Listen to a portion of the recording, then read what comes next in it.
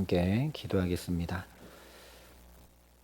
사랑의 아버지 하나님, 오늘도 새날을 주시니 감사합니다. 주님께서 허락하시니 귀하고 복된 새날, 새 사람으로 살아갈 수 있도록 이 시간 우리에게 새 말씀으로, 새 은혜로 역사하시고 함께하여 주시옵소서.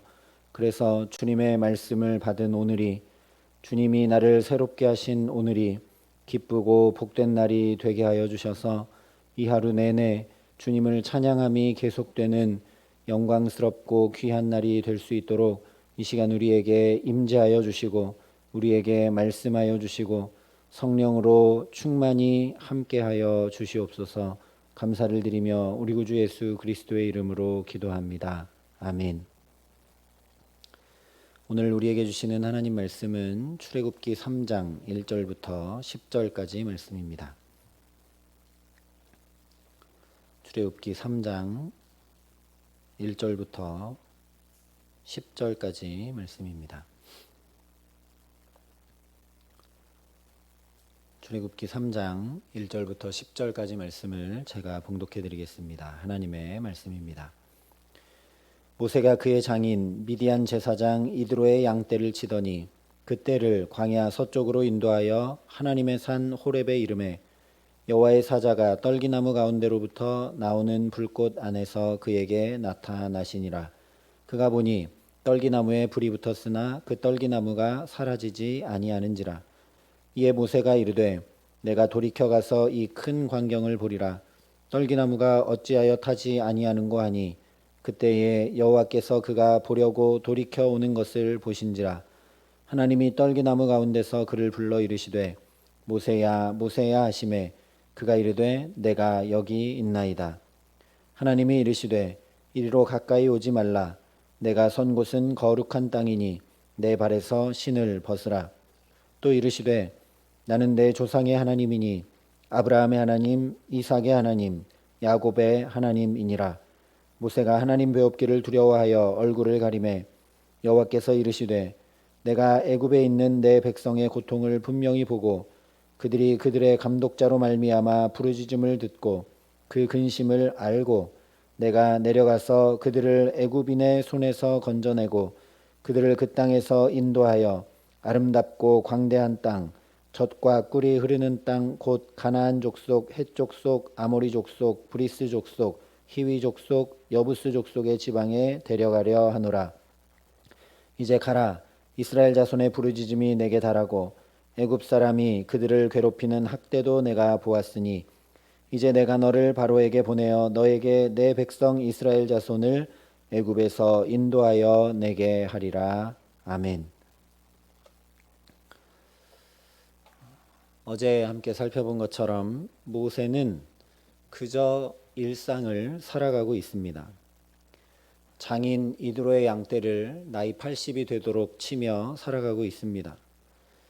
그래서 양을 잘 돌보고 잘 먹이려고 광야 서쪽으로 이동해 갔습니다. 그래서 그 양들을 치려고 이동한 가운데 광야에서 흔히 보게 되는 떨기나무가 타는 장면을 보게 됩니다. 그런데 모세가 3절에 이렇게 이야기를 합니다. 이에 모세가 이르되 내가 돌이켜 가서 이 큰 광경을 보리라. 떨기나무가 어찌하여 타지 아니하는고. 여기서 모세가 큰 광경이라고 말한 것은 위대한 모습이라는 뜻입니다. 떨기나무에 불이 붙었는데 타지는 않으니 신기하고 대단한 모습이죠. 그래서 지금 모세는 이 특별한 것, 신기한 것, 위대한 것, 이것을 주목하며 잘 보기 위해 다가가고 있습니다. 그런데 그렇게 돌이켜 다가가는 모세를 향해 하나님께서 5절에 이렇게 말씀하십니다. 하나님이 이르시되 이리로 가까이 오지 말라. 내가 선 곳은 거룩한 땅이니 내 발에서 신을 벗으라. 물론 하나님의 이 말씀은 하나님의 거룩한 임재 앞에 종이 주인 앞에서 신을 벗는 것처럼 모세의 모든 것을 내려놓으라 하시는 말씀입니다. 어제 살펴본 말씀대로 자기 힘과 지혜와 능력과 경험과 모든 것을 의지하던 것을 돌이켜 하나님 앞으로 나오라는 말씀이죠. 돌이켜 하나님의 부르심 앞에 회개하고 구원이 하나님께 있으니 하나님만 의지하고 나오라는 말씀입니다. 그런 의미가 여기에 충분히 담겨 있는데, 그런데 우리가 오늘 주목해야 할 말씀은 내가 선 곳은 거룩한 땅이라는 말씀입니다. 모세가 지금 뭔가 특별한 것, 떨기나무에 불이 붙었는데 타지 않는 특별한 것을 바라보려고 잘 보려고 다가가고 있습니다. 그런데 하나님께서 이리로 가까이 오지 말라라고 말씀을 하십니다. 그러니 이 말씀에는 특별한 것에 주목해서 마음 빼앗기지 말라라는 의미가 담겨 있는 것이죠. 그리고 그 뒤에 곧바로 내가 선 곳은 거룩한 땅이다 라고 말씀하십니다. 우리는 하나님의 구원이라고 하면 홍해가 갈라지고 애굽 군대가 그 바다에 몰살을 당하고 하늘에서 만나와 메추라기가 내리고 반석에서 물이 나는 그야말로 역동적이고 특별하고 지금까지 본 적이 없는 그런 장면을 떠올릴 때가 많습니다. 그런데 정작 이런 놀라운 기적을 많이 전하고 있는 출애굽기는 어떤 특별한 자리가 아니라 바로 우리가 살아가는 일상의 자리가 곧 구원의 자리다라고 말씀하고 있습니다. 이것이 바로 5절에 말씀한 내가 선 곳은 거룩한 땅이라는 말씀입니다. 실제 출애굽기 처음부터 히브리 산파들에게 하나님의 구원은 그들의 일상, 그들이 늘 하는 일, 그들의 직업인 아이 낳는 것을 돕는 자리로부터 경험됩니다. 모세의 어머니 요게벳에게도 하나님의 구원은 엄마로서 아들을 잘 보살피고 양육하는 일상에서, 아이를 키우는 일상에서 경험되었습니다. 오늘 모세도 마찬가지입니다. 늘 양을 치던 그 자리, 어쩌면 특별할 것 하나 없는 그 자리에서 거룩을 경험합니다.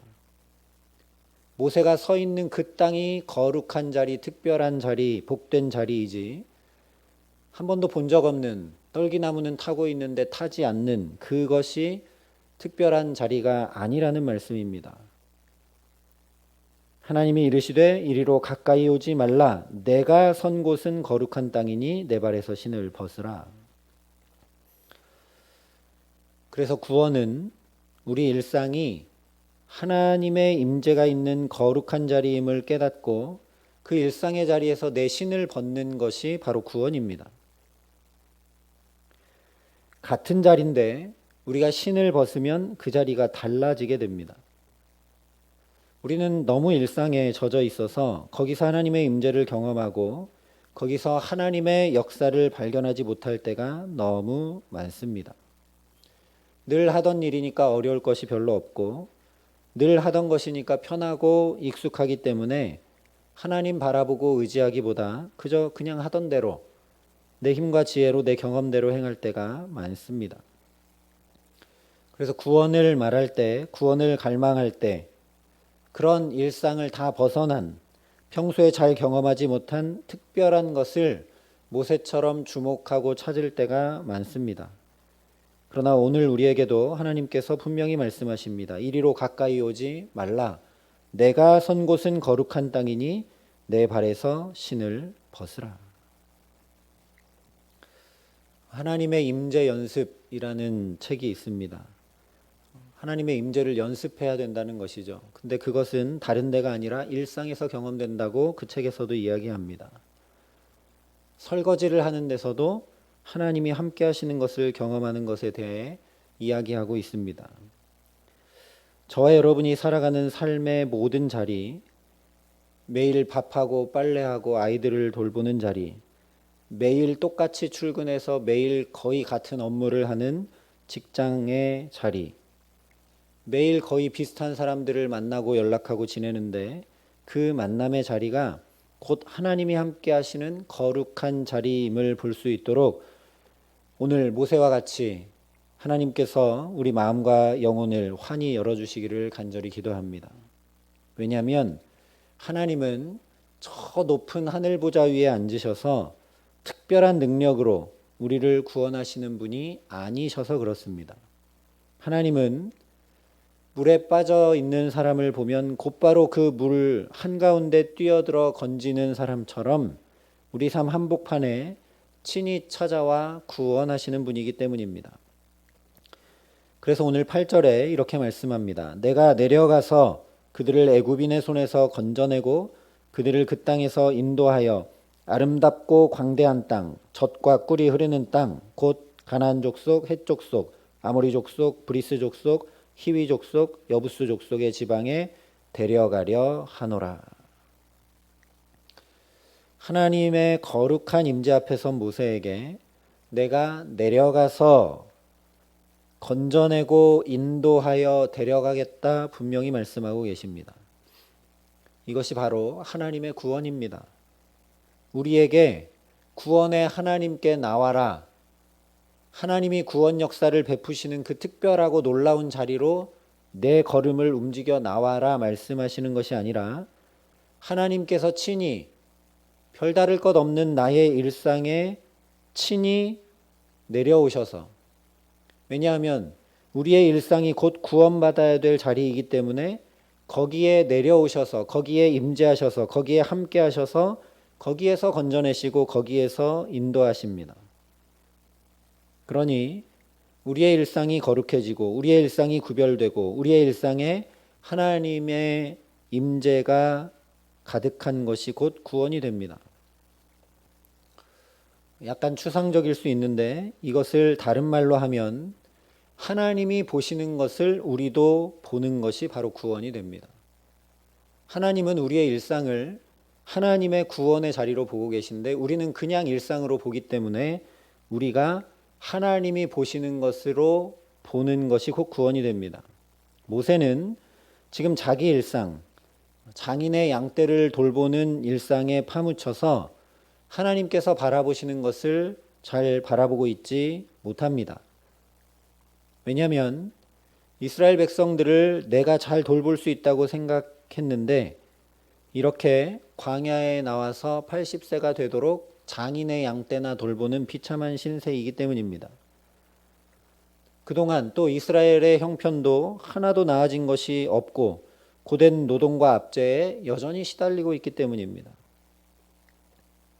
그래서 모세도 일상에서 소망을 다 잃어버렸습니다. 이런 모세에게 하나님께서 충격적인 말씀을 오늘 하십니다. 10절 말씀입니다. 이제 내가 너를 바로에게 보내어 너에게 내 백성 이스라엘 자손을 애굽에서 인도하여 내게 하리라. 내가 너를 이라고 분명히 말씀하십니다. 하나님의 건지시고 구원하시는 인도하시는 그 구원을 바로 모세 너를 통해 행하시겠다라고 말씀하십니다. 더 나아가서 내가 너를 바로에게 보내겠다 말씀하십니다. 이스라엘 백성에게 보내겠다라고 말씀하셔도 될 것 같은데 하필 바로에게 보내시겠다라고 말씀하십니다. 왜 이렇게 말씀하실까? 사도행전 7장 말씀에 의하면 모세는 이미 나이 40에 하나님께서 자기 손을 통해 이스라엘 백성들을 구원하실 것을 깨달아 알고 있었습니다. 그랬기 때문에 우리가 앞서 살펴본 것처럼 어느 날 동족을 살피려고 나갔던 것이죠.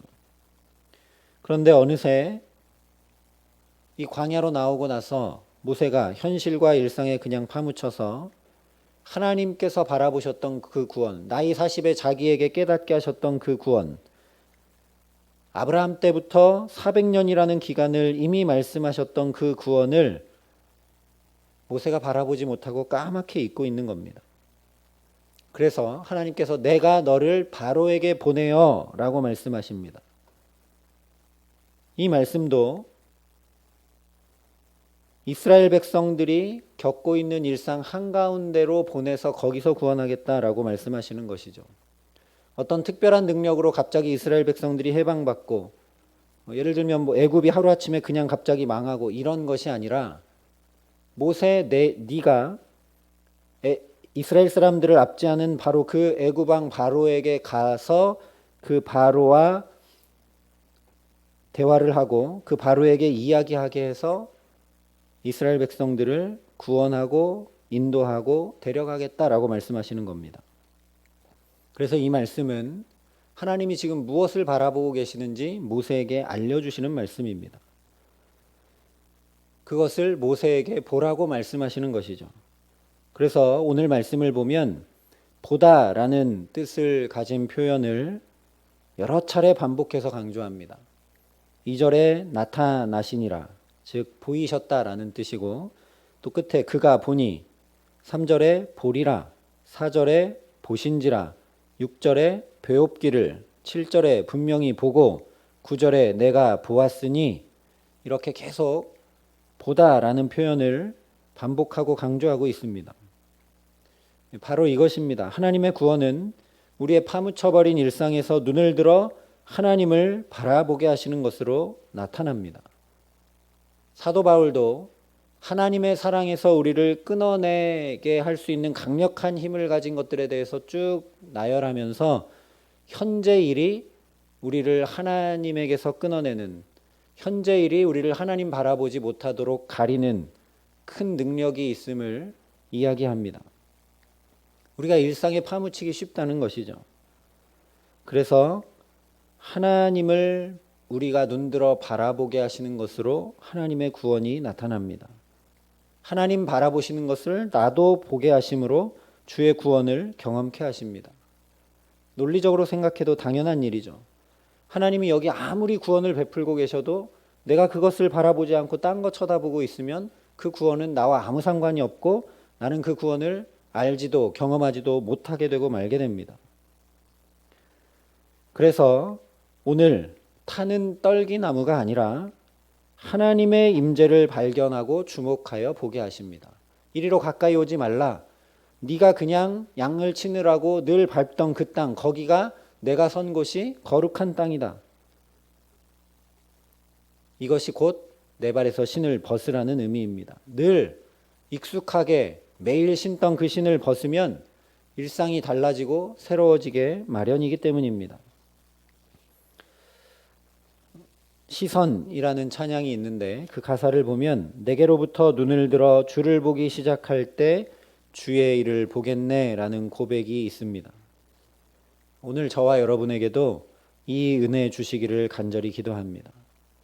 모세가 침잠했던 자기 자신에게서 눈을 들어 하나님을 바라보며 그 임재 앞으로 나아갔던 것처럼 모세가 자신의 파묻혔던 일상 한가운데서 눈을 들어 하나님 바라보게 하셨던 것처럼 모세가 늘 보던 것들 가운데서 하나님께서 바라보시는 것을 함께 바라보도록 하셨던 것처럼 이 기도의 시간 우리 눈과 마음과 영혼을 새롭게 해주시고 우리의 눈을 들어 주를 바라보게 하시기를 간절히 기도합니다.